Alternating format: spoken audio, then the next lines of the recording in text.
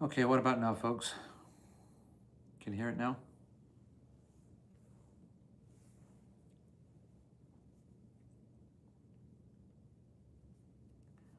Yeah, that's a shame. What a shame. I don't know what. And if I remember correctly, this is what happened last time.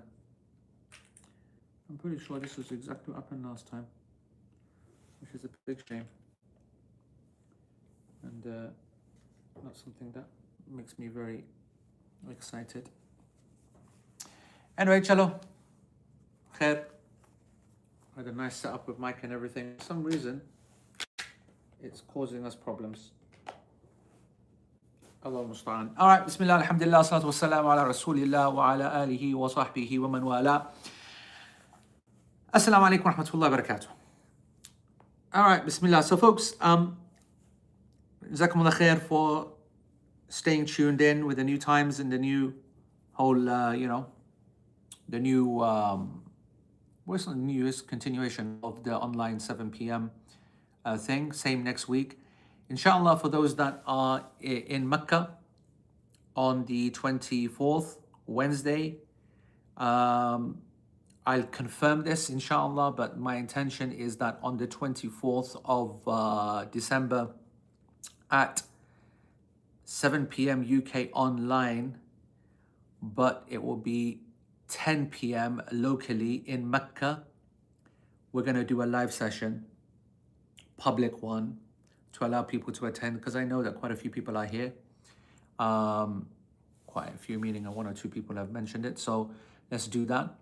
It will be, inshallah, held at the Fairmont Hotel as it stands. Don't quote me on that just yet, because I will release that information on, sometime on the weekend or something like that. So it will be very likely to be the Fairmont Hotel in the general lobby reception cafe area at 10 p.m. on level M4. That's Manchester 4, okay? M4. You can get to M4 from the main clock tower entrance to the Fairmont Hotel. Very well known. We'll put that, inshallah. Okay? Nice if you sit more towards the picture on the wall as slightly off center. Shazad Salim, take the longest run up, yani, like Carl Lewis style. Yeah? Carl Lewis style. Go all the way back, then rock back like this, rock back like that, rock back a third time, and then set off. And then run and take the biggest hop, skip, running jump that you can possibly do. Okay, Shazad Salim? All right. Bismillah. So the session starts today with the final parts of the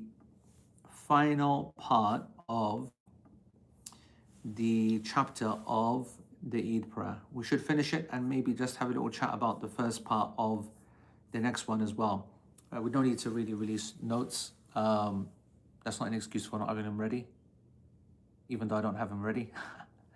But I won't need to, because it's, you'll see. I've already looked at it.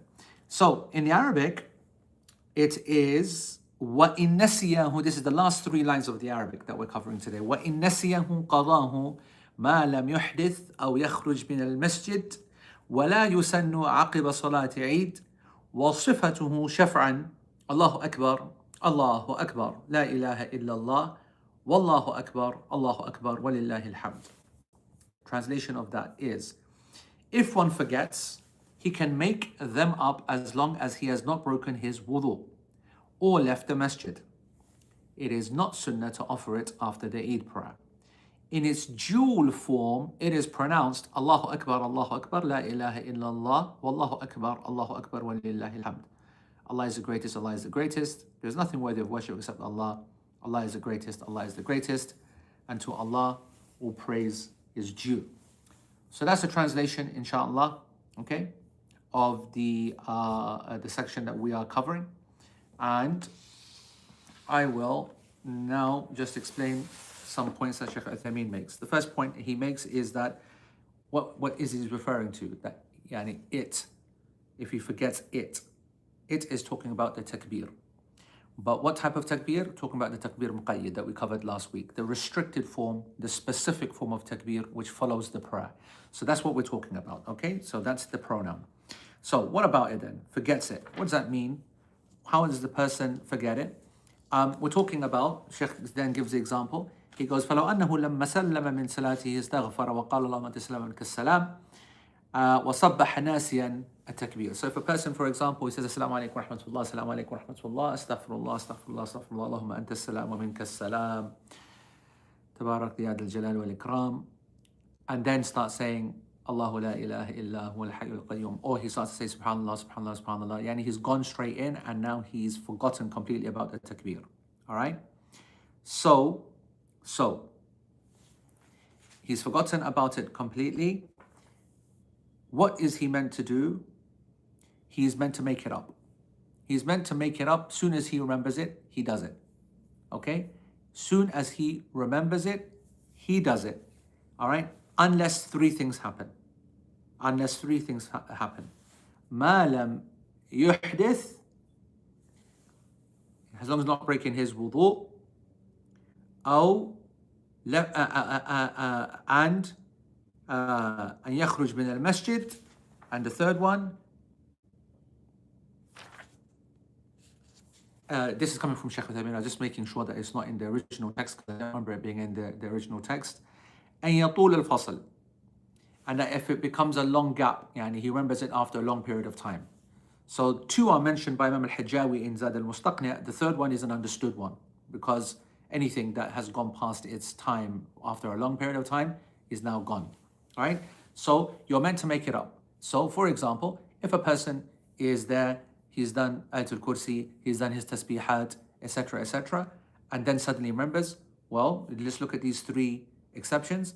Do they apply? No, because he's still in the same sitting zone. It's not been a long time. 5-10 minutes is not a long time. He hasn't broken wudu and he hasn't left the masjid. So if he's there at that time and he makes that statement, and he remembers, then this is a situation for him to make it up. All right. So Sheikh now wants to examine these three exceptions. What's the evidence for them, and is it really true? So it goes about the person who breaks their wudu.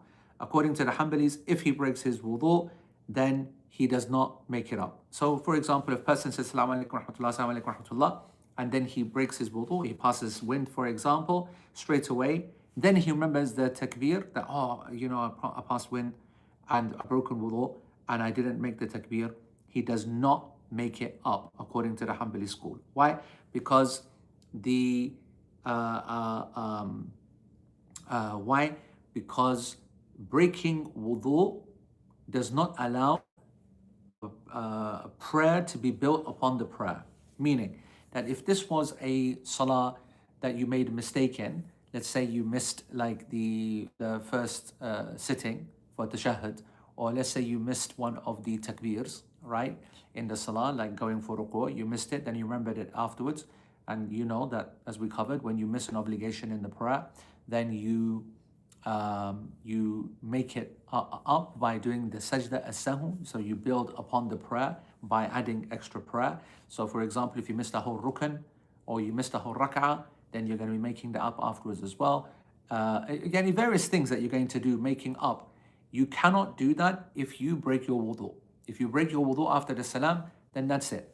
And for that reason, the Hanbali said the takbir also cannot be made up, because it's like the prayer, and it is, you've broken your wudu, and that's the end of it. Okay? Sheikh says that the correct position is that the takbir does not become cancelled just because you broke your wudu. Because that for the prayer, the difference between the two scenarios is that the prayer, one of its preconditions is to be in a state of purification. As for dhikr and dua, there is no precondition that a person needs to be in a state of purification. You don't need to be. There's no evidence for that. You don't need to be. In fact, it's one of the well-known things that a person can make dua and make adhkar according to every state that that person is in. So Sheikh says the correct position is that even if you break your wudu, make up your takbir. Allahu Akbar, Allahu Akbar, Allahu Akbar, La ilaha illallah, Allahu Akbar, Allahu Akbar, wa lillahi alhamd, even if you've broken your wudu. Sheikh then adds, as long as it's not been a really long time, like 20 minutes, 30 minutes, ages, then don't worry about breaking wudu. Likewise, Sheikh Uthaymeen says the second thing that the Hanbalis say is that if you leave masjid, that's it, it's too late to make it up. If you leave the masjid, then it's too late to make it up. What's the reasoning that the Hanbalis gave? They said because the location, the place, and the moment for this dhikr was after salah, in the place that you were sitting. Once you've left the masjid, it's gone. All right? Sheikh Uthaymeen says, يعني وهذا أيضا فيه نظر. He goes, likewise, this situation, is debatable. Yani this is something that I'm not too convinced with, right? He goes, the correct position was صحيح أنه إذا خرج من المسجد فإن كان بعد طول مكث فإنه يسقط لا بخروجه ولكن بطول المكث. He goes that if a person leaves the masjid, if the leaving of the masjid happened after he was sitting there for 15-20 minutes, and then he leaves the masjid, the fact that he now does not make it up is correct, but not because he left the masjid, but because it's been such a long period of time that the whole kind of feel of it being called after the prayer. Like, what does it mean after the prayer? You can either keep it very, very general, or you can keep it very specific. And here the scholars are pretty much agreed that it should be specific. After should be following. And following, when you follow someone, there needs to be some urfi, a cultural, customary understanding what follow means. And so there is some kind of time limit. And that time limit has never been mentioned in the sunnah, but it's what is understood by the people. So like I said, 12, 15, 20 minutes, this is too long. And so it's not the leaving of the masjid. So he gives the example, he goes, وَإِنْ خَرَجَ سَرِيعًا. He goes, for example, if a person says, Assalamu alaikum rahmatullah, Assalamu alaikum rahmatullah, astaghfirullah, astaghfirullah, then he starts getting up and leaves the masjid. He goes, this doesn't break anything. This allows you to make takbir in your car. You forgot to do it in its right place, which was right after the salah, there, that's fine. But you remembered quickly, make it up. Why? Because even though you've left the masjid, leaving the masjid was never a breaker of the thing and cancelling out the takbir in the first place. It was a long period of time. All right? So he goes, and the evidence for this is common sense. He goes that if a person, for example, had missed out the tahiyyah, and he says, Assalamu alaikum rahmatullah, Assalamu alaikum rahmatullah, the first tahiyyah, I'm just giving an example, or he missed out a takbir from the ruku', for example. These are obligations in the prayer, and obligations, they have to be made up for with a sajda as-sahw. Otherwise, the prayer is deficient. So you've got to do something else. And that sajda as-sahw is a prayer as well in its own right, and it needs wudu, obviously, and it needs to be offered. So it's a prayer being built on the prayer to fix the mistake. So he goes, when we look at this situation, if a person says, Assalamu alaikum rahmatullah, Assalamu alaikum rahmatullah, we know, for example, in the hadith when the Prophet ﷺ forgot or had some doubts, then this would happen in the next few minutes. So in one example, as you know, we covered it, he stood up and he walked and he was concerned and he stood by the pillar and he asked a question, someone spoke to him and then he asked Abu Bakr and this, that, whatever. So a few minutes went by, then he went Allahu Akbar and then he made up the prayer. So likewise, if a person was to get up and walk straight out, put his shoes on, get out the door, and then as he's getting out the door, get into his car within next, literally 2-3 minutes, and a person would say to him, by the way, they're making the thingy, or he himself remembers that he made a mistake, or he's whatever. But the point is that it's not about leaving the masjid. If he remembers quickly enough, even though he's left the masjid and he's in the car park or whatever, then he's to go back and fix that prayer, and that's okay. But if he was to leave the masjid after a long period of time, then it wasn't the leaving the masjid that caused a problem, it's the fact that such a long period of time had passed. Okay, folks? So he goes that if this is the case for the prayer, and the prayer is acceptable to be made up, then what do you think then about making some dhikr? Of course, min babi awla, it is more deserving and more obvious, because it's a far lesser thing to make up the prayer, to make up dhikr, than it is to make up the prayer. We've already established it's allowed to make up the prayer, so why on earth would it not be then why on earth would it not be some dhikr as well? So Shaykh says, فَالْقَوْلُ الرَّاجِحِ, the correct opinion, the preponderant opinion in this matter is that this specific restricted takbir, okay, is something which is to be then left out. If you forget it, then leave it, only if you remember after a long period of time. Otherwise, you should do it as soon as you remember. And it doesn't matter if you've broken your wudu, it doesn't matter if you leave the masjid, it doesn't matter if anything happens, as long as you remember within 5, 10, 15 minutes, then you make it up. And the only way that you don't make it up is if a long time period has passed. Okay? There you go. Yeah, that's fine. All right. Then Sheikh says, the Imam al-Hijawi says, وَلَا يُسَنُّ عَقِبَ صَلَاةِ Eid. It is not a sunnah to offer this after the Eid prayer. And this is something which most of the scholars agree on. And we would say no, and this is because this is the time now for focus and quiet, because the Imam is now, he turns around and he says something as well. As you know, the Prophet ﷺ turned around and said, this I'm about to give a khutbah, so those who want to stay, and those who want to go. And so he stood up, and obviously all the Sahaba listening very, very carefully. So now it's about respect and focus and, whatever. This is not about now your individual takbir and group takbir and loud yani statements. It's about focus, watching the Imam, listening, showing respect, and listening to an important message. Okay? So that's something which is an important point. What's the evidence for this, by the way? It has never been narrated from the Prophet ﷺ, never narrated from the Sahaba that they gave takbir after the Eid prayer. This is what we're talking about. Okay? Not narrated that the kanu yukabbiruna aqba salat al-Eid. And anything which has not been narrated in acts of worship, okay, then the basic default position is that it is prohibited, because it's an act of worship. Any act of worship that is not narrated, then it is not legislated. Okay? لأن العبادة لابد من العلم بأنها مشروعة. For any act of worship, it is an absolute necessity that you know with certain knowledge that it has been legislated. It's not the other way around, that you can just do acts of worship whenever you want. No, acts of worship need an evidence. Otherwise, lack of evidence, lack of action. That's it. All right. Then the next statement is that it's, how is it pronounced? In its dual form, when you recite it in the manner that we're about to do it now, it is Allahu Akbar 2 times when you say it first time round, and then 2 times again when you say it second time round. So Allahu Akbar, La ilaha illallah, Allahu Akbar, Wallahu Akbar, Allahu Akbar, Walillahi alhamd. So you've got 2 takbirs, and then Tawheed, which is La ilaha illallah, 2 takbirs, and then the hamd, which is Walillahi alhamd. So there's a pattern.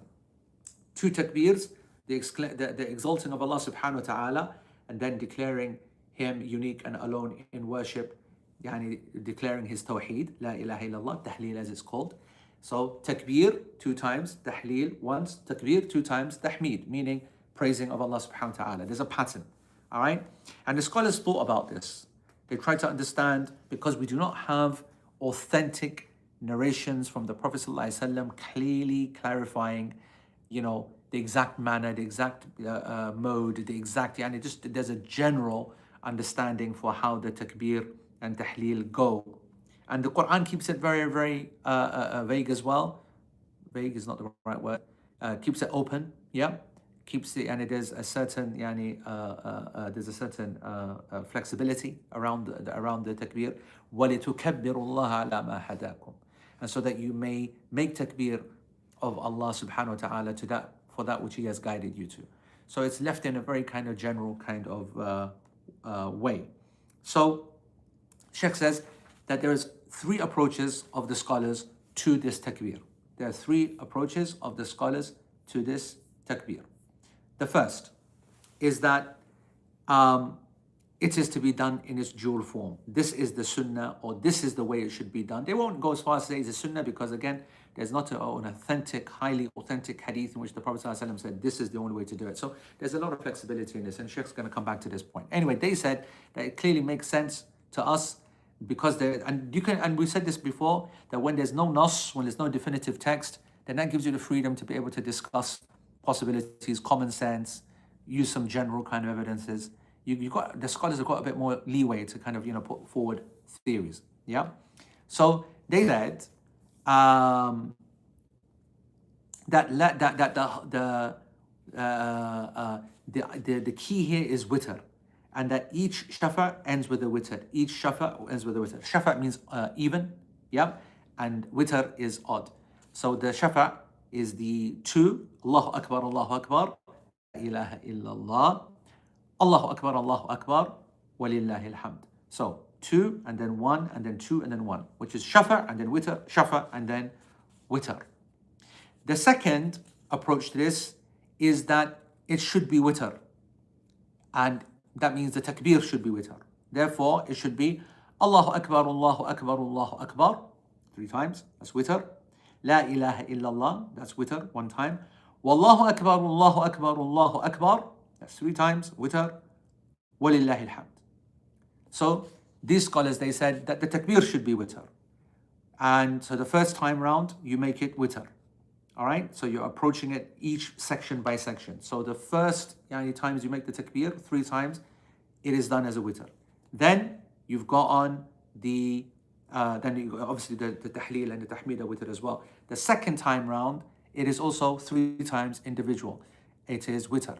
And the key point here to realize is that they're treating both examples as individual examples. Because if you were to say the takbir is 1, then of course it's 6, which is shafa, which is even. They're saying no, you look at it as 2 separate sentences. Each is a separate, so there's 4 separate sentences. It's Allah Akbar, Allah Akbar, Allah Akbar, sentence 1, witr. La ilaha illallah, sentence 2, witr. Allah Akbar, Allah Akbar, Allah Akbar, sentence 3, witr. And then walillahi alhamd, 4th sentence, and it's witr. So they said you've got to keep it all separate, and that's what's going on. Then there's a third approach. They said that it should be witr the first time round, and it should be a shafa in the second time round, and that you should look at it in a whole complete sense, so that all of the takbir is put forward as a witr. So now they're looking at the genus of the takbir. So they're saying that basically when you will say Allahu Akbar, Allahu Akbar, Allahu Akbar, and this has been narrated from quite a few of the Sahaba. So this is certainly this is my preferred position, but again the matter is flexible. La ilaha illallah, Allahu Akbar, Allahu Akbar, walillahi alhamd. So 3 takbirs at the first time, so that's witr. La ilaha illallah, that's witr. Allahu Akbar, Allahu Akbar, shafa, that's even. And then walillahi alhamd, that's 1. And because you've got 3 plus 2, and that equals 5, so you're looking at as a whole, that's witr, because it's jins, takbir is jins wahid. The 2 sentences are to be added together. Anyway, Shaykh Uthaymeen says that when I'm looking at this from a point of view of common sense, okay, he goes that these last 2 opinions to me make more sense than the first one. That there should be a sense of witr for the takbir as well. And that the idea of witr for the tahleel and hamd is there, but the takbir should be seen. So he likes the last 2 better than the first one. So for Shaykh Uthaymeen, that the best position is Allahu Akbar, Allahu Akbar, Allahu Akbar, La ilaha illallah, Allahu Akbar, Allahu Akbar, walillahi alhamd. Or Allahu Akbar, Allahu Akbar, Allahu Akbar, La ilaha illallah, Allahu Akbar, Allahu Akbar, Allahu Akbar, walillahi alhamd. 3 and 3, or 3 and 2. All right, and the first one he considers to be just the weaker out of this. But he goes, look, والمسألة ليس فيها نص. There's no definitive text that wipes the situation clean. وإذا كان كذلك فالأمر فيه سعة. When the situation is like that, then the matter is flexible. We don't. فإن شئت فكبر شفعا. So if you wish, then make it an even number, meaning Allahu Akbar, Allahu Akbar. And if you wish, فكبر وترا, then make it an odd number of times you make takbir. And وإن شئت وترا في الأولى وشفعا في الثانية. And if you then make it odd in the first time you say it, and then even in the second part, then it's quite relaxed. Sheikh then adds as a closure to the chapter, because the chapter is now closed, but he wants to add a little bit more from some of the more deeper texts. So that's Zad al-Mustaqni text complete on the chapter of Eid. But now he's referring to Rawd al-Murbi', which is a commentary, of course, a more classic commentary. That is the more established one in the Hanbali school. And so he wants to quote from there a little bit more information. He says, in Rawd, it says, ولا بأس بقوله لغيره تقبل الله منا ومنك. جواب. So he goes that the Hanbalis in their established madhab, in their established position, in Eid, they said there's no problem. They're not exactly recommending it, because but it's no major, that a person says to another person, تقبل الله منا ومنك. May Allah accept it from us and from you. Or he says, Eid Mubarak, Eid congratulations. أو تقبل الله صيامك وقيامك. May Allah accept your fast and your night prayers. Or ما أشبه ذلك. So Eid Mubarak, for example, in English, or Eidukum Mubarak, which is a more kind of Arabic way, or more Arabic, whatever. Eidukum Mubarak, or as we say, Akhtardu Mubarak Shah, right? And all of the various kind of cultural kind of ways. It goes, يعني, this is a minor. لأن هذا ورد من فعل بعض الصحابة رضي الله عنهم وليس فيه محذور. Why is this allowed to do? Because some of this has been narrated from some of the Sahaba, and none of these statements has a prohibited aspect to it in principle. So the key here is what? That none of the Sahaba have said this is a problem, and so that's one thing. Second, it's been narrated actually in an active way that they did it from some of them, and also just leave Sahaba and everything else to the side. Is the actions themselves something which is problematic or something that's got some prohibition? And the answer is no. Okay, and we see that Imam al-Tabarani narrates in Al-Mu'jam al-Kabir, and it's also narrated in Majma al-Zawaid, volume 2, page 209. Imam al-Bayhaqi also narrates it in his Sunan from the hadith of Wathila ibn al-Asqa. Wathila ibn al-Asqa has also has narrated this, and also from another hadith on the authority of the Tabi'i Muhammad ibn Ziyad. He said that I was with Abu Umama al-Bahili, I was with Abu Umama al-Bahili radiallahu anhu and other companions of the Prophet sallallahu alaihi wasallam, and فكانوا إذا رجعوا يقول بعضهم لبعض تقبل الله منا ومنك. That when the Sahaba used to come back from the Eid prayer to their families and to one another, they used to say to each other, may Allah accept it from us and from you. So this happiness was being spread. The statement was narrated, and Imam Ahmad bin Hanbal, he said, with respect to these reports, he said, isnaduhu jayyid, that the chain is a good chain, meaning it's acceptable. And this was mentioned by Ibn Qudama and so many scholars. And so therefore this is an act of the Sahaba, never narrated from the Prophet ﷺ. Likewise the hugging, not narrated from the Prophet ﷺ. Likewise making it 3 times, absolutely not narrated from the Prophet ﷺ. I've got to say that I am absolutely in the camp that we should avoid all this 3 hugging business. It takes flipping ages, and so flipping awkward and so weird. But cheeky little hug, it's okay. Handshake's much better. Or, the old that's it. Salam, thingy, dab, shake, thingy, dab, dab. That's it. Keep it nice and sweet. Because mission, doing that. It's not a sunnah. It's just about being happy. So you've got to be a bit careful. And the hugging and the whatnot is not something, as I said, exactly which side do you start? I'm hoping everyone does the right, left, right behavior at least. But that's something which is good to hear, that there is some flexibility in those acts which are not in of themselves acts of worship, but they fall under a very general kind of congratulatory kind of principle, and so therefore that matter is kind of relaxed. When you get stuck in the middle, and also when there's a queue happening and there's a couple of people, and you go and then the other one comes in, you get blindsided. It's the classic blindside, right? They didn't see you right there and they've come straight in and you're just left hanging. Anyway, now there's something interesting that Shaykh Uthaymeen wants to make a point. He couldn't resist actually, because the author of Ar-Rawd continued. And the reason he continues is because we're in an area of which we don't have a primary evidence from the Prophet ﷺ, and so we're now going ahead with an action based upon some narrations from the Sahaba. And so he's going to throw another far more controversial than this one, far more thingy. And let's just speak about that. What about Taqabbal Allah after each prayer? Now, how do you make the differentiation? Because this one I do consider to be bid'ah, but because the way that it is done is that Arab culture, Egyptian culture especially, okay, it is done as a matter of course. In actual fact, a person will kind of see you as someone lesser, or see you as making a mistake, or seeing you as done something not complete, unless you say to the person, Taqabbal Allah, sometimes shake the hand, Taqabbal Allah, may Allah accept it. And I think this is unacceptable, because this is now no longer just a kind of relaxed, easy matter, but it's almost like been made part of the prayer, and it's being done all the time, every time. And this should be avoided and should be educated.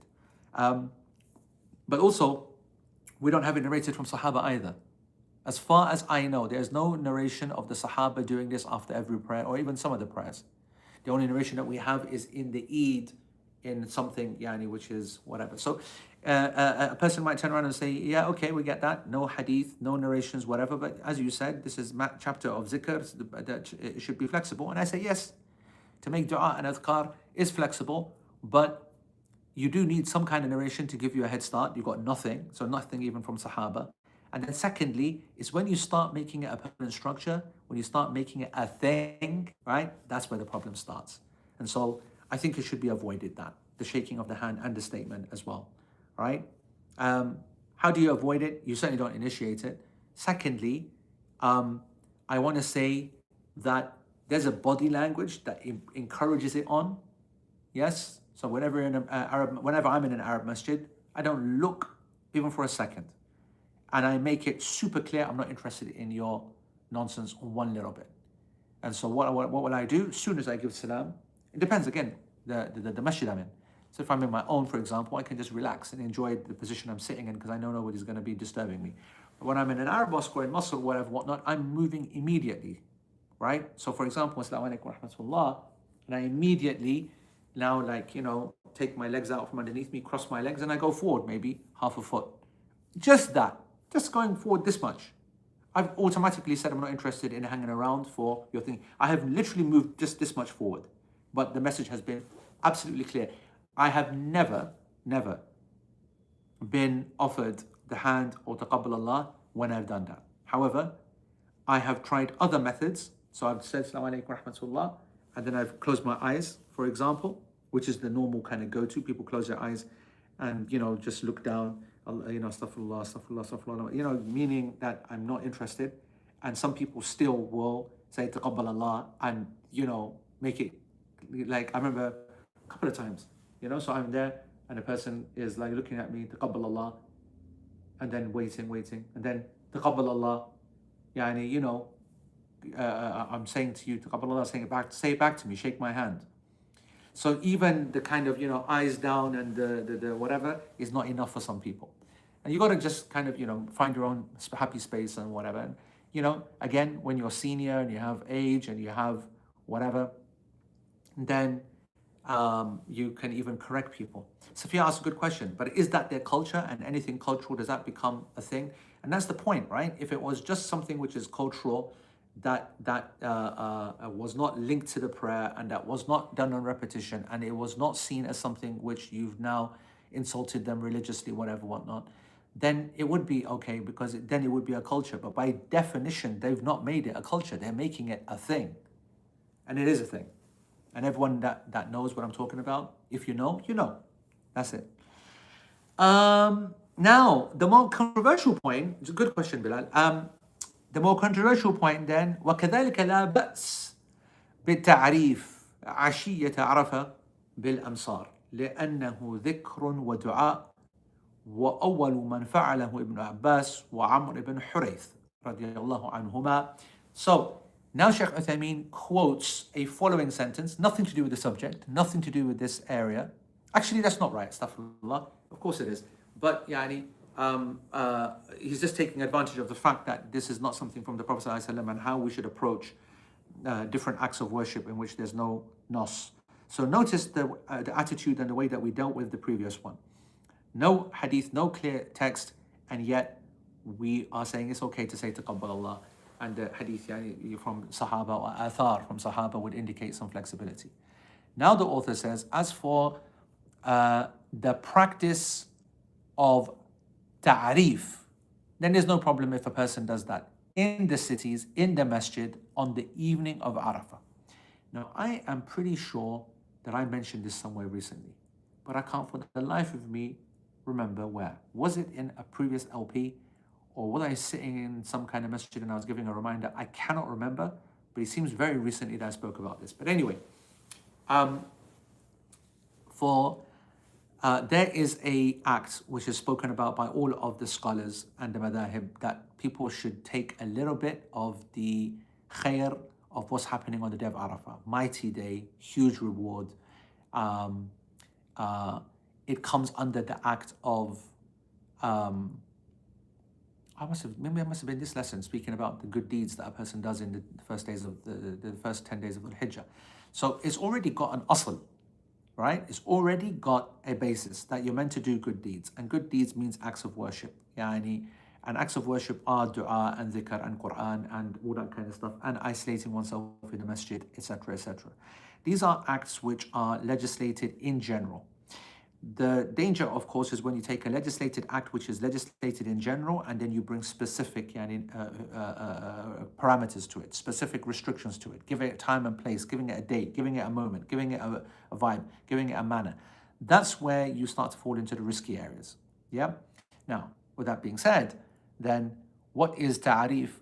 He says that it was, the translation of the entire text is, and likewise, there's no problem if a person does the act of ta'arif on the evening of Arafah in the big cities, bil amsar, because this is an act of dhikr and dua. And the first person who did this was Abdullah ibn Abbas and Amr ibn Hurayth.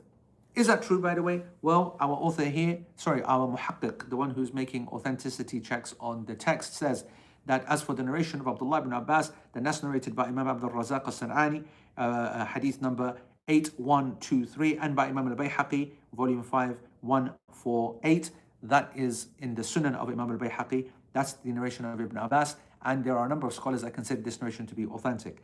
As for the athar, the narration of Amr ibn Hurayth radiallahu anhu, also narrated by, it is narrated in the Musannaf too, but the Musannaf of Ibn Abi Shayba. And you remember I've spoken about this lots of times, that these two scholars and Imams, Abdul Razak al-San'ani and Ibn Abi Shayba, both of them wrote a book called the Musannaf, and in there are many, many narrations of the Sahaba about their actions and their day and their night and the things they used to do. We were so much full of knowledge. And one of the great services of our scholars in recent times is them authenticating these versions, and it's not easy to do that. Anyway, so in the Musannaf of Ibn Abi Shayba, hadith number or athar number 14474, okay, then the narration of Amr ibn Hurayth in him actually doing the act of ta'arif is also narrated. Now, these two narrations are not the strongest. I'm going to make that clear. But a number of scholars said that they are good enough and strong enough. And that is why so many of the fuqaha, they recommended this act. What is this act? To be in touch with the people in Arafah who are the most fortunate of people. May Allah subhanahu wa ta'ala make us from them in the next 6 months, in June, in the end of May, and allow us to continue to be from them and give you the opportunity to be from the people of Arafah. It is a blessing and a experience unlike any other. And to just live for that moment is enough to know its value. And you truly do discover yourself in that moment. And that's what I believe the basis of the word Arafah comes from, and the day of Arafah comes from, because تعرف على نفسك, you will وتعرف قدرك, and you will understand yourself and your value and your position, and you will therefore know Allah subhanahu wa ta'ala that day. It's all about not getting to know. And as they say, if you know, and if you don't know, now you know. But once you've done Arafah, you really get to know who you are. You really get to know what the game's about. You really get to understand what life is about. People who go through Arafah, the difficulty of Arafah, but also the opportunity of Arafah, never has such a difficult, more long, more tiring, more knackering, more heat, more exhausting procedure led to such sweetness and appreciation and desperation and it's not something that can be described. The magic of that day, the beauty of that day, the mystery of that day, the power of that day, the stamina where it comes from that day, none of it makes any sense. And that's what you realize, that you're not someone that is based upon sense. You are not some random logical algorithm or whatever. You are flesh and blood with heart and choice, and you make a decision to worship Allah subhanahu wa ta'ala because you know who you really are in relation to Him. And that sense of knowledge and sense of self-awareness is what is the real being of aware. The real Arafah, to know. You get to know that day. So I love Arafah, and it's all about Arafah. And taking people to Hajj and not making them and breaking them down, like getting rid of all of their dunya kind of associations and whatever, and humbling them like we do in the Tarbiyah program, and then making them realize what it's all about, and then putting the best foot forward. Just the mindset itself changes the game. But then being there, you're making dua, you're making tahleel, you're stating tawheed, the best of acts. And so you're winning. And so what about the rest of us miskeens that are not there? And so Allah subhanahu wa ta'ala gave them an opportunity. So again, another indication that there's something else, there's some leftovers for everybody else as well. And so fasting, which is not the sunnah, is allowed, but it's not the sunnah for the hujjaj. For those who are left behind, it's a sunnah for them. Fast that day, the Prophet ﷺ said, reward of 2 years of expiation of sins. Now, let's gather our thoughts here.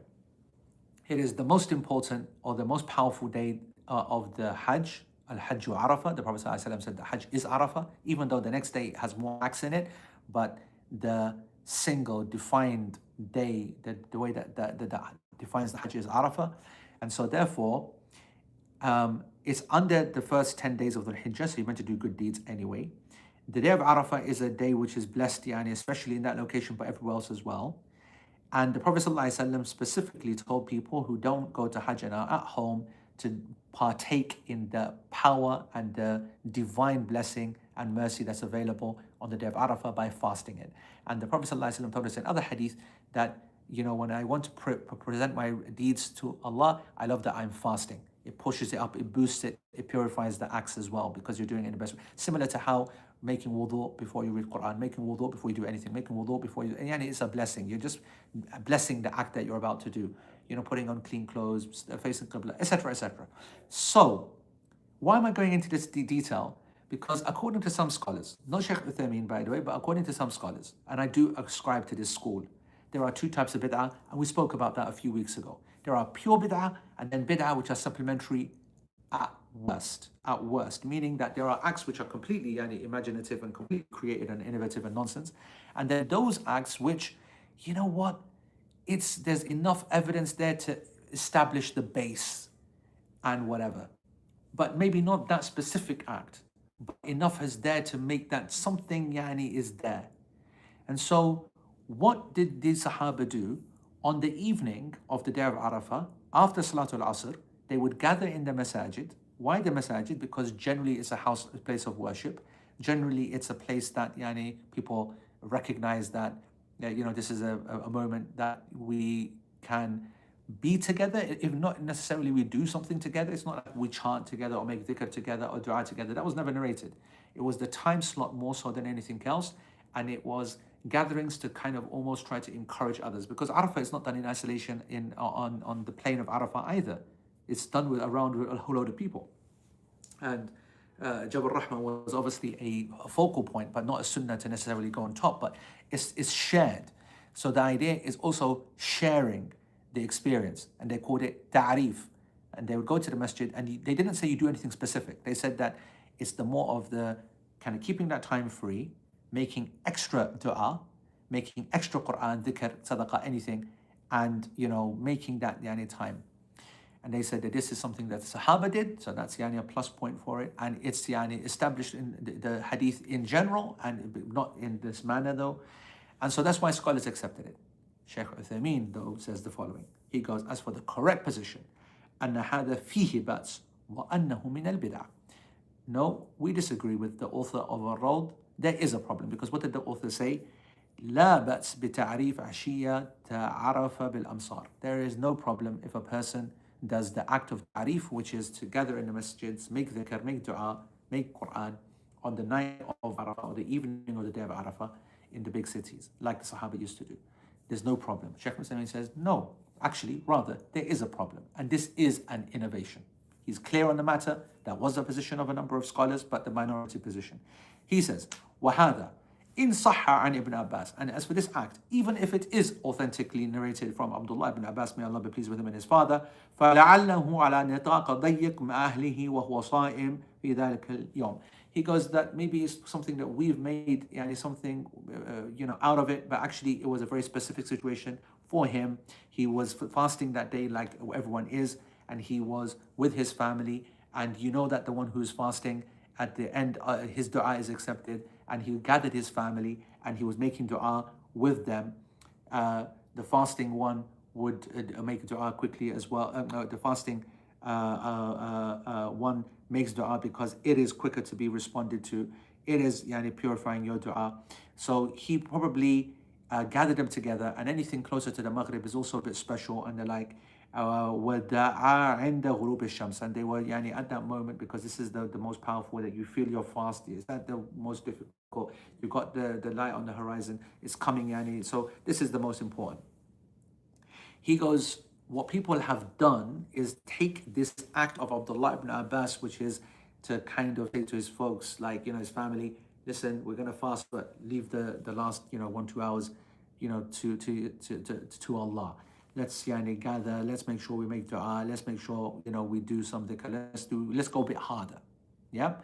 And Shaykh Uthaymeen says, first of all, I'm not even convinced that the hadith is authentic so much, but let's say that was something specific to the family, that was something in the house, that was, as for what people do today. And so he's got a point here, because some people do lose the plot, right? But he goes, as for what people today, وَمَا أَن يُفْعَلْ بِالْمَسَاجِدِ وَيُظْهَرْ وَيُعْلَنْ. As for what happens in the masjids, where people are telling everyone to come, and it's announced and advertised, and been made into a big thing.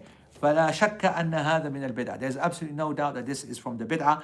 لأنه لو كان خيرا لسبقونا إليه. If this was something which was good, then the companions would have got there well before us, because they love to do which is good, and they would not hesitate. And ولكن هذا مما تتوافر الدواعي على نقله. We are waiting for these big narrations to show us it's not there. We don't have the big actions of the Sahaba, that they occupied the masajid, they were there, and there was lots of them, and they were doing this, they were doing that, whatever, etc., etc. And he continues, وَالْعِبَادَ لا يصح أن يقال فيها لا بأس بها. He goes, this is act of worship, and it's not right.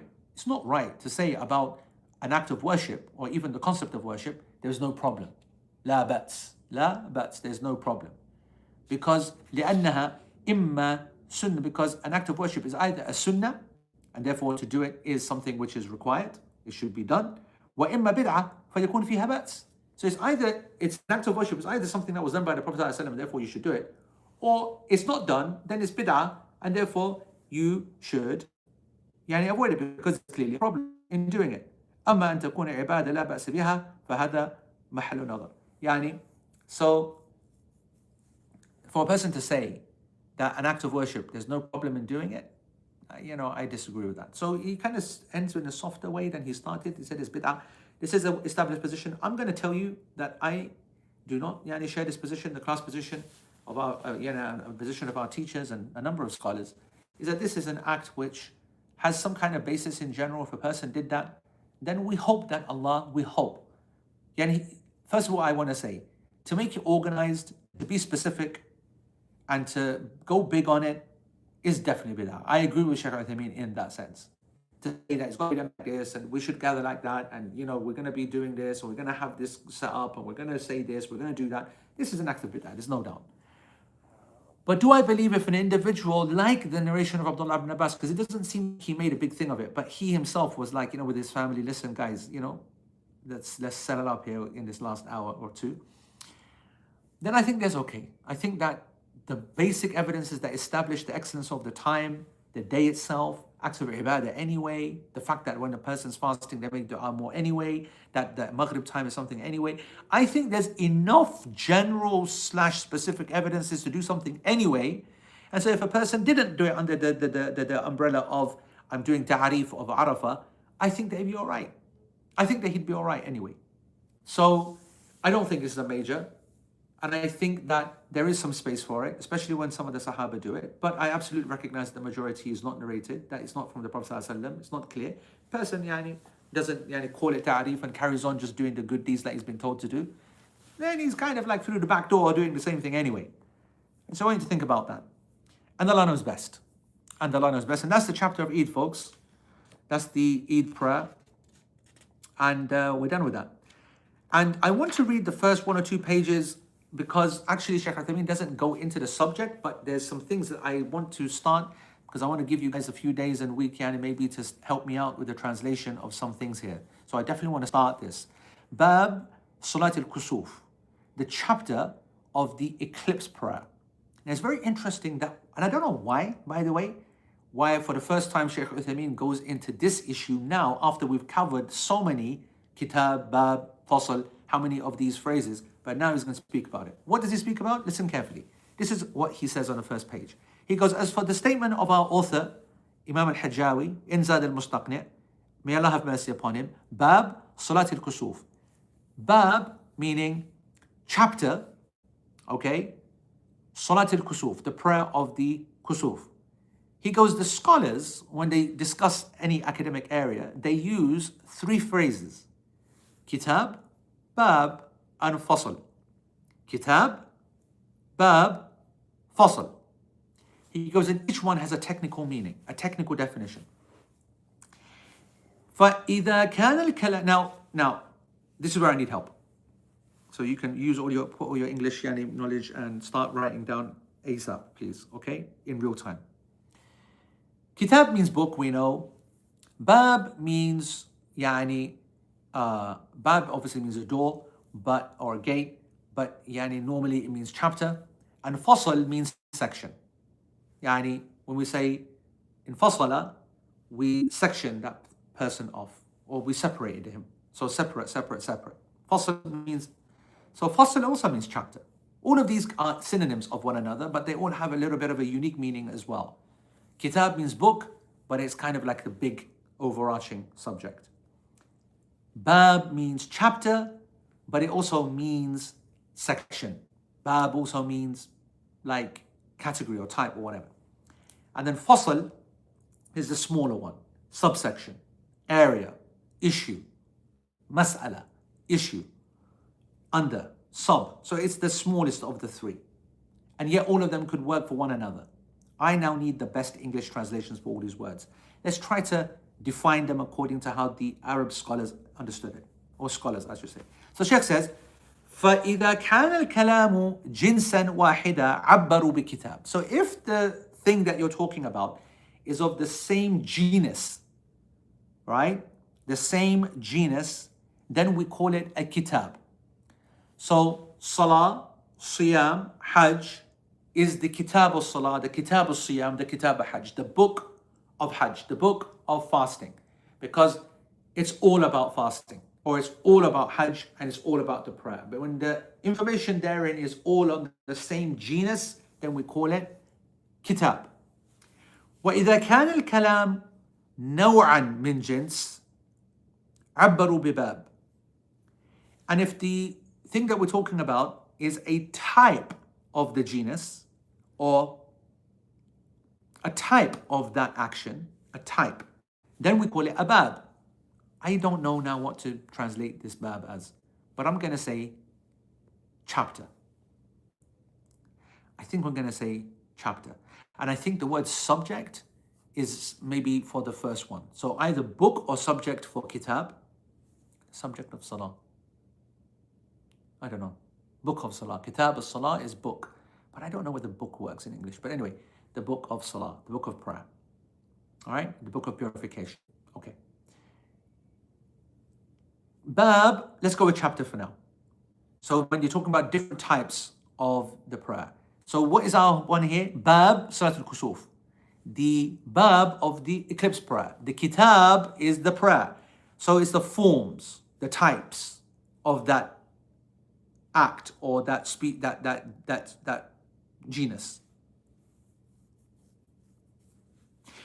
وَإِذَا كَانَتْ مَسَائِلْ مِنْ بَابٍ وَاحِدٍ عَبَّرُوا بِفَصْلٍ. And then when you got issues and matters that arise in the description or in the subject of that type of the prayer, in the bab itself, then this is called fasl.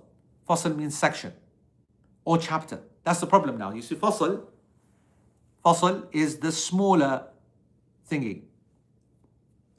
Right. I know, man, 14 years to decide on is crazy. I was thinking about, why would you talk about this now? So we've got a few phrases here, yeah? We've got volume. Now, I don't like volume. I don't think volume works. Where's Emma? Where's Shazad Amin? Where's everybody else? Topic. Yeah, I think we've got to find topic. Isn't topic fasl? It's not the topic of prayer, is it? I think the smallest, Umar here has gone, oh, he's made bab topic. Yeah, you see, I think that topic is like section. Fasl would be subheading or subsection book, chapter, section. This works, yeah? You know, if book, chapter, section works, then I'm going with that. The book of purification, the chapter of ghusl, the section on what obligates ghusl. Is, if that works, then I'm going to carry on and listen to what Shaykh Uthaymeen says. He goes, for example, if the mawdu', which is the subject, you see, yes, mawdu' is subject. He goes, if the mawdu', the subject is purification, at-tahara was-salah, or prayer, then we call it the kitab of tahara, the kitab of salah, the kitab of zakah, the kitab of siyam, the kitab al-hajj. Because each one is a jins, each one is a genus of an act. Yeah? وَإِذَا كَانَ الْمَوْضُوعُ, and if the subject is باب الوضوء, the chapter on wudu, we're going to go with Safiya's original, باب الوضوء, or باب الغسل, the chapter of ghusl, the chapter of wudu, or باب التيمم, the chapter of, is it chapter? Yeah, the chapter of tayammum, dry ablution, or باب الحيض, the chapter on menstruation, or باب إزالة النجاسة, the chapter on removing impurity. So for these we use the word bab, chapter. لأن الجنس واحد وهو الطهارة. So the genus is طهارة. So all of this comes under طهارة. والنوع مختلف لأن هذا وضوء وهذا غسل وهذا حيض وهذه النجاسة. But the type of the purification, I want to say, or the form of the purification differs in each one. The form, type, I don't know. Actually, I have no idea. Type. No, it means obviously type. So one is wudu, ablution, one is ghusl, shower, one is hayd, menstruation, and one is removing thingy. Criteria is not the one, no. So that's where they use word, that's where you use the word bab. So bab for ghusl and whatever. وإذا كان نوع الموضوع واحد لكنه مسائل مختلفة فيعبر بالفصل. So if the subject is one type, like wudu or ghusl, but you got different issues, mas'ala, issues that we want to cover under that subject, then we use the word fasl. Remember, the classroom is called a fasl. Class is called a fasl. فمثلا الغسل, if we take ghusl, which is the chapter, I want to say, under it we have many issues that we need to cover. Fasl, the first fasl is mujibat al-ghusl. What obligates a person to have to make ghusl? Okay, then yuqal fasl. Then after that we have another section, which is the description of the ghusl. Then we have another chapter, fasl, another section, fasl, wal aghsal al mustahabba, those ghusls which are recommended to do, and so on and so on. And this is very well known from these scholars. وهنا قال باب صلاة الكسوف. Here he said the bab of صلاة الكسوف. He didn't say kitab صلاة الكسوف. He said bab, because this is a form of the prayer. The prayer is all one type, and this is one of the types of that prayer. So the prayer is one type, one act, and this is a type of the prayer. So it's bab. So again, kitab, bab, fasl.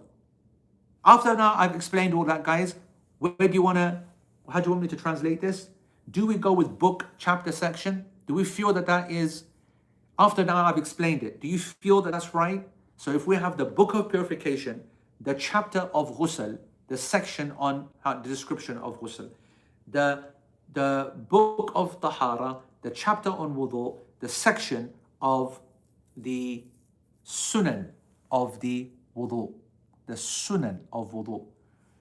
Are we in the right ballpark? Yani book, chapter, section? Topic refers to the subject, topic and subject, no. Subject. And subject doesn't come into this, yeah? Book, bab, chapter, fasl, lesson, or section. All right, we'll go with that then. We'll go with that. And that's it. I think we'll stop there. So see, there was no need to actually speak about the subject itself. And we'll start the thingy. I like book, kitab, chapter, bab, section, fasl. All right? And then you can plot section 1.1, 1.2. Yeah. All right. Khalas then, folks. That's great then. Let's do some questions then, guys. And I'll put a few bit of notes together for this. All right. A division of a section. Each chapter has a different theme and numerous subsections. Missions, bro. Right. Samiha says, my Islam Sir Hanifa. Alaykum salam. You mentioned last week about morning and evening adhkar and discussion around the 3 quls recited after Fajr and Maghrib. Just want to clarify the class position. If someone has already done the evening adhkar after Asr, do they still recite the quls 3 times after Maghrib and then 3 times after Fajr? Likewise, yes, I do believe so. I believe that it's the safer position to keep them separate, but I completely understand the interpretation of some scholars that said that they are the one of the same thing. But that is the class position, and Allah subhanahu wa ta'ala knows best. Yeah, we're very close, Yani. We're very close. We might be able to do that, inshallah, easily in this year to the next book, finish Kitab al-Salah. Be an achievement if we do that. Last week regarding the 3 quls being read, what is your position, or someone combining their intentions of reciting these after Fajr and Maghrib, reciting as part of the I don't think it's a disaster. But yani, so I actually have a nuanced position. I have a nuanced position in this, like a position between both. My personal act, my personal process is that I make the 3 quls the least of my priorities in my adhkar al-masa and sabah. That's the way to put it. So I do keep them separate and I do say them separate, but it's the last thing that I do. And I just want you to understand, Yani, the thinking that essentially every morning and evening needs to have Ayatul Kursi and the quls. And if I've said it as part of that morning salah and that evening prayer, then I know that I've got a basis for it already that I can twist, or I can at a shout depend upon.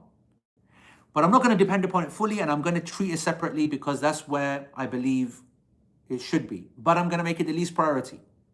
Meaning that I'm going to get in Allahumma anta rabbi la ilaha illa anta bismillah alladhi all, subhanallah wa hamdi adad khalqi, I'm saying mulku lillah. All of the key ones, the big ones, the ones that are clearly not to be said after the prayer, I'm going to prioritize those because the dunya and getting busy and all the rest of it.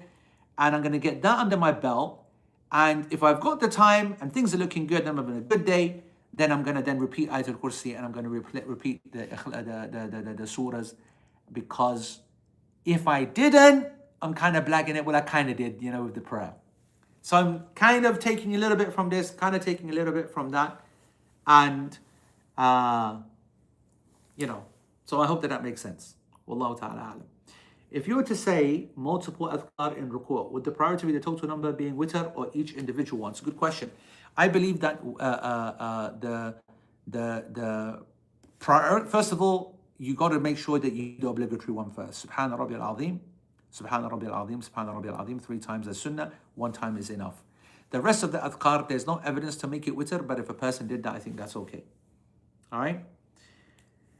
If we're attending a class talk at the masjid, are we still obligated to pray Tahiyatul Masjid? Yes. Usually the sessions are busy with limited space in the musalla area.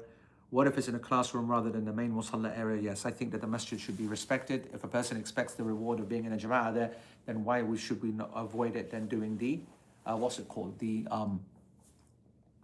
Tahiyatul Masjid, right? Is the sunnah, that's my opinion, Allah's best. Is the sunnah of what the imam should do after the prayer different to the followers? Thinking about how the Prophet ﷺ would leave very quickly after leading the salah, but there's also the hadith of the angels making dua for you as long as you remain in your place. Yes, I do believe that there is a slight difference. The imam has responsibility. The imam has got to think. The imam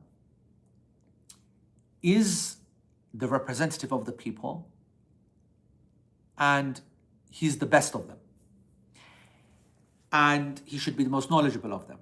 And ideally the best reciter of the Quran amongst them, but that's not a condition. The bigger thing is that he's the most knowledgeable of the Quran, not most knowledgeable of the deen. These people are generally people of authority. These people are people who people look for leadership. Leadership is thinking about others as much, if not more, than yourself. At the very least, the same. This is not the responsibility of individuals. Why do I say this? A leader puts themselves into a position and extricates themselves from a position in order to kind of achieve other benefits. So I'll give you an example.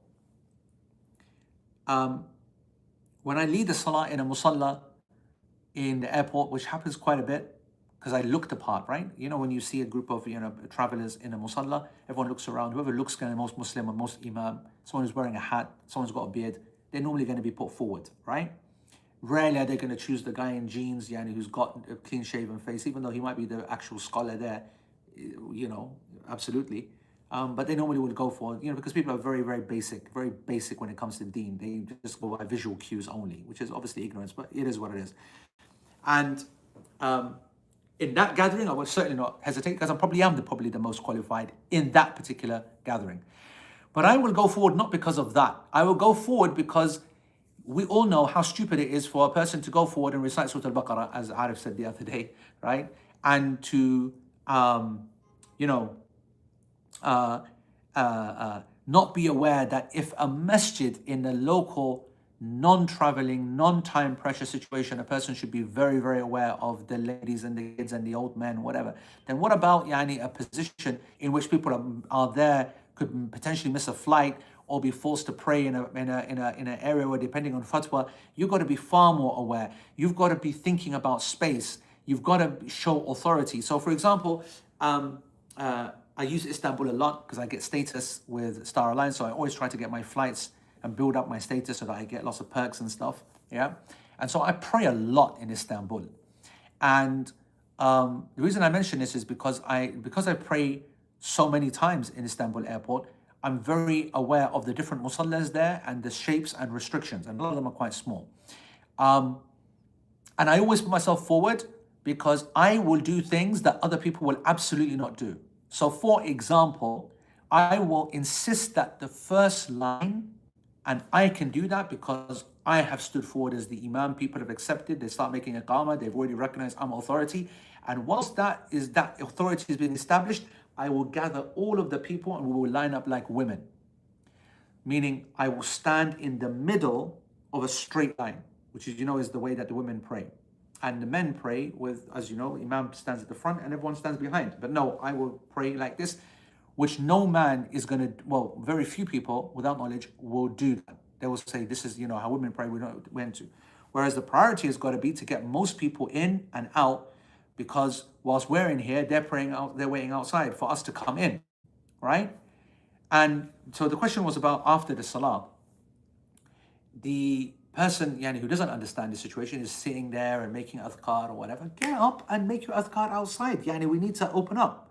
So what will happen is I will say astaghfirullah, astaghfirullah, and I will stand up immediately, even though the sunnah is to hang around and wait. And I will say yalla ikhwan, right? And I'll say in English as well, to, when they see the imam get up, right? Then everybody just gets up like, oh, okay, yeah. They're not thinking. I'm always thinking about other people. I'm always thinking about whatnot. So when a question is asked, should the imam have different, then as I always said, there's obviously a difference because he turns around, and that gap of time that he waits is also a political move, indicating certain things. For example, the imam in that particular situation in a certain mosque where they're waiting for him to make dua, for example, he doesn't want to. So he's doing something separate, different there. Sometimes he wants to teach a lesson, so he won't turn around. Sometimes he wants to teach a lesson, so he leaves immediately, so that they realize that, oh, sugar, well, that can't be the sunnah because the imam's left. And so the answer is absolutely the imam is unique and different. The imam is doing things with a political eye, with a congregational benefit, and trying to establish as much sunnah as possible at the same time, obviously. But, so I hope that makes sense, what I'm saying. If the time is short for dhuhr, or wudu is an issue, is it okay to pray the 4 fard first and then the 6 rak'ah afterwards? It's a good question, and what you're saying is basically, is it allowed intentionally to pray the qabaliyah and make them ba'adiyah? Qabaliyah meaning the sunnah beforehand, the rawatib beforehand, and make them the sunnah afterwards, the ba'adiyah. I don't think that's right. I don't think that's right. I think that if a person, I can't say it's haram or wrong or whatever, but I believe that a person should make wudu close to the prayer. And if they've got no time, then they missed it. There's a big debate about the Dhuhr prayer and the Sunnah of the Dhuhr prayer, and the Prophet ﷺ obviously making them up, and that big debate around that therefore people should make up the rawatib. In general, you don't. And the way that the people explained this action of the Prophet ﷺ is that he never ever missed it, and then once the guests came and he didn't have time, so he made it up afterwards. And this was not the Sunnah before, it was a Sunnah after Dhuhr, and he made it up later. Some said this was unique to the Prophet ﷺ. Some said that this was because that he had a legal excuse, but hardly any of the scholars followed him in that. He's saying this is what a person should do. And some, being the super lenient, they said, okay, the only time you should do that is if you as an individual never miss the Sunnah. So my take on this, Medina, is that if a person is regular upon this act, but on the odd occasion they find that they run out of time or they can't make wudu, they don't make it, and they don't do it afterwards intentionally. I just don't like the intentional part, that's all. And I think that they'll get the reward for the fact that they were unable to do it because of something that was out of their control. All right, last two questions then. Just wondering how the program schedule is integrated with the exams. From my understanding, this course operates on an 8-month semester basis with an exam at the end. I want to know if I should prioritize catching up with this year's lessons or start from the very beginning and take the previous exams. I've watched the 5-year summary. Ras, man, remember those? We used to do 5-year summaries, man. That's a madness. Wanted some guidance on the best approach. The guidance, bro, is to take always to make sure you watch the lesson as it stands right now. The exams are not part of a formal course in which a person will get this qualification or this or that, whatever. That needs to be made clear. The exam is to try to encourage and motivate people to review the material. We all know in our personal lives that anything which is not read again a second or third time is going to go. That's human nature. The process of rewriting your notes, the process of later rereading your notes will absolutely help to cement that and become proper knowledge. Otherwise, it's just entertainment for an hour and a half every week. And you might remember one or two things, but it's not study. So the exams are there only to encourage a person to review their notes. That's it. I'm not pretending that this is some massive, we are a university or we're a college or whatever, we're not. And that we have a very strict semester. But you got it right generally. You kind of study for 8-9 months. Lesson numbers increase, decrease, 30 odd lessons. And we produce lots of revision aids and notes and whatever. And it is not essential for a person to watch the previous lessons because they'll be doing that for years. That's why we've got summaries, we have great notes, we have great summary sessions as well. And that's sufficient. But if a person wants the complete benefit, there's no doubt that they should read all of the material or watch all the material. And then some of these exams are doable, previous ones, most of them are not because of the tech. So it's not that important. The fact that you went and put the effort in is good. But when a person comes new to this class and asks what's the priority, priority is absolutely the lessons right now, and then taking the exam at the end of this current year, not worrying too much about previous exams, and using other means according to his time. So the Americans are big on covering the lessons earlier because they do a lot of driving, and I think that's good. And so they hear the podcasts, but that's the priority, okay? And Allah knows best. Following on from adhkar, is it the same for adhkar before sleep? No, the adhkar for going to sleep are different to the adhkar of the evening. And is there an evidence for someone not calling another person mother like a step-parent? No, that's not something which is prohibited. It is permissible to use terms of endearment and family across the board to people who are not that person. Like father of Ibrahim alayhi salam, uncle, father. This is words that allow for that space. And likewise is a term of endearment. I think that's okay. That's okay. And Allah subhanahu wa ta'ala knows best. I don't think there's anything else to say really. Guys, Jazakumullah khair. Keep linked to the chat because we've got some developments coming on the app, and we're in that kind of scene at the moment. I hope the lesson was good enough. That's mashallah. For those who know, the Hujjaj, Umar is here and Shahan is here. World Sim Zindabad. Because I can tell you something. I'm going to show you something, okay? All right? Umar, This is for all of the Hajj 2025 crew. Can you see this? Look at that. Okay? You see that turning circle?